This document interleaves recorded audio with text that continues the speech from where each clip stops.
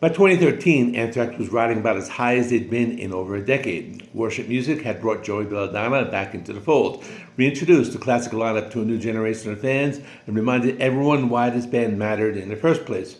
So what did they do for an encore? Apparently, you don't write a new album right away. Instead, on March 19, 2013, Anthrax dropped something a little different, an 8-track EP called Anthems. This wasn't a collection of new Anthrax originals.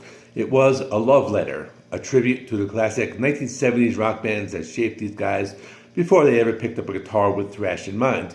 And buried in the credits of this EP is something that makes it a lot more significant in hindsight than it probably felt at the time. It's the last release to ever feature guitarist Rob Caggiano before he walked out the door. Anthems hit shelves and digital platforms as a standalone EP, but it also got folded into a special tour edition re-release of Worship Music as a bonus disc.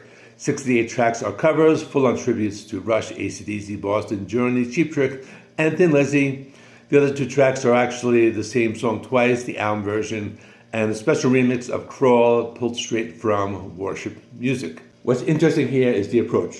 This wasn't Anthrax taking his classic rock songs and thrashing them up into unrecognizable metal versions. Drummer Charlie Valenti and guitarist Scott Ian were pretty clear about that. The goal was faithfulness. Stick close to the bones of the original, and that puts a lot of pressure on one guy in particular, Joey Belladonna.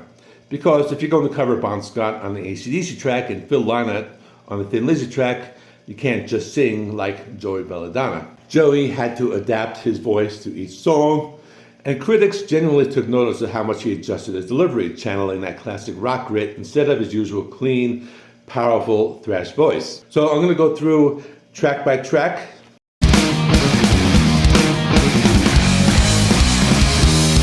Track 1 is Anthem, the Rush cover that came out swinging and widely considered the strongest cut on the whole EP. Ultimate classic rock specifically called out Charlie Valenti's drumming here, praising how attuned he was to Neil Peart's famously intricate timekeeping, which, if you know anything about Peart, it's not a small compliment. It sets a tone as a high-energy opener that generally had its own against the original.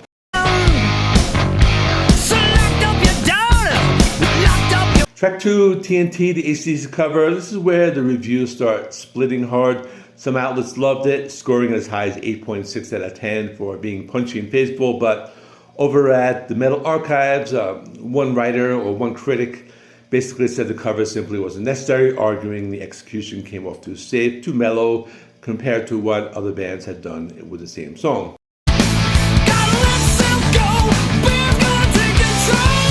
Track 3 is Smokin', the Boston cover, and this one's a sleeper highlight.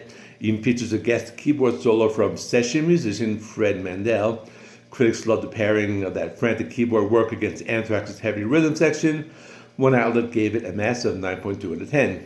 I'll tell you it's a crime. Track 4, Keep On Running, is the Journey cover. Yeah, this is a little weird. Translating Journey's polished arena pop into a metal framework is always going to be divisive. Pop Matters pointed out to the irony of a thrash band covering Journey, but respected that Anthrax played it completely straight with real conviction, instead of a wink and a nudge. Other critics weren't as forgiving, landing at around 6.5, feeling the pop rock bones didn't fit the Anthrax identity. Track 5 is Big Eyes, the Cheap Trick cover. Generally seen as a fun, if fairly standard, deep-cut choice, critics noted that even though Cheap Trick sits well outside Anthrax's comfort zone, the band naturally turned those power pop chords into heavy metal groove without much friction.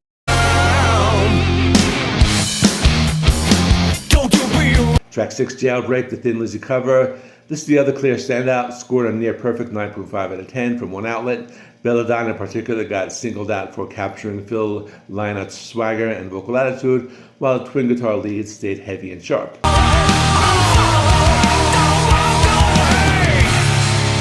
And then tracks 7 and 8 are both versions of Crawl, the album version, and a special remix. This is the one true Anthrax original on the whole EP, pulled from Worship Music. Ultimate Classic Rock actually framed it as a nice reminder, hearing it at the tail end of these covers of what Anthrax sounds like when they're just being Anthrax.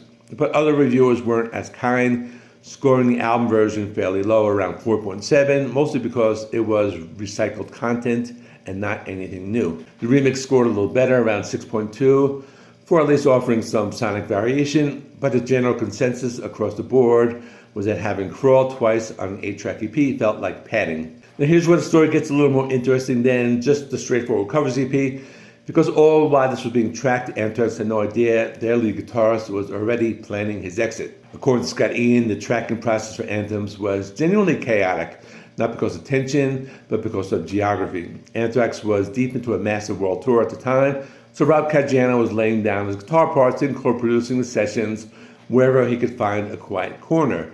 Tour buses, hotel rooms, backstage at the show in Berlin, this EP was basically stitched together on the road. And on top of the physical strain, there was the creative direction itself.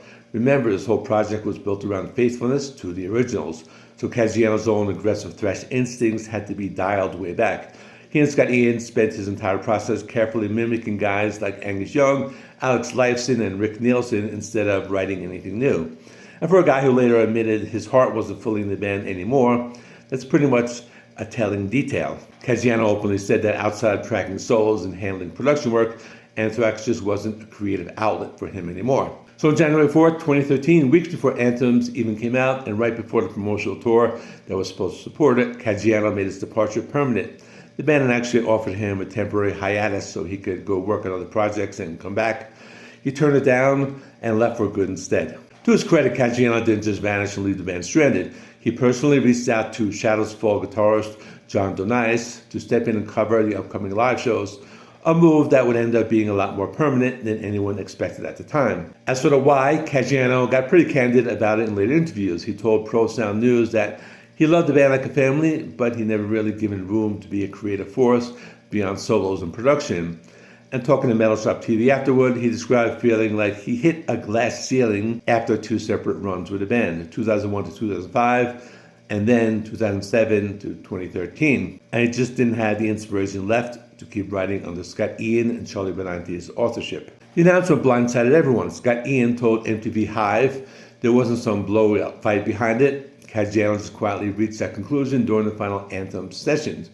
But not everyone in the camp took it smoothly at first. Charlie Benante later admitted the timing felt sketchy, coming right before a major tour. Frank Bello stepped in publicly pretty quickly to smooth things over, making it clear there was still love for Rob within the band. And here's a twist nobody saw coming. Caggiano's original plan was to step away from performing entirely and just focus on studio production. Instead, almost immediately after leaving Anthrax, he landed in the studio co-producing Volbeat's Outlaw Gentlemen and Shady Ladies.